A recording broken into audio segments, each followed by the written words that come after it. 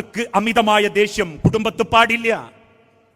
ചില ആളുകളൊക്കെ ഫോൺ വിളിച്ചിട്ട് പറയും, നല്ല പിയാപ്ലേ ഉസ്താദേ കിട്ടിയത്, എന്തും പറഞ്ഞാൽ വാങ്ങിത്തരും, എവിടെ പോണെന്ന് പറഞ്ഞാലും കൊണ്ടുപോകും. പിന്നെ ഒരൊറ്റ കുഴപ്പമേ ഉള്ളൂ, എന്തേ ദേഷ്യം പിടിച്ചാ പിന്നെ പ്രാന്തന, എന്താ പറയുന്നത് ഓർമ്മ ഉണ്ടാവില്ല, തെറി വിളിക്കും, തല്ലും.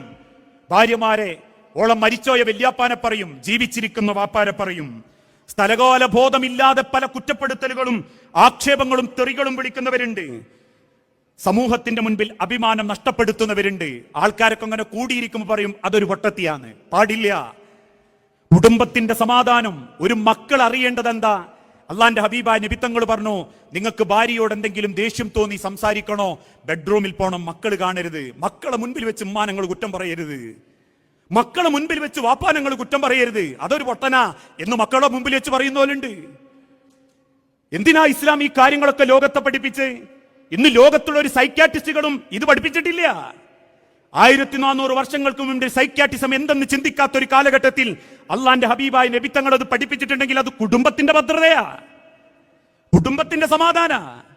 അതുകൊണ്ട് നിങ്ങൾ സംസാരിക്കുമ്പോൾ പോലും നിങ്ങൾ മാന്യമായി സംസാരിക്കണം.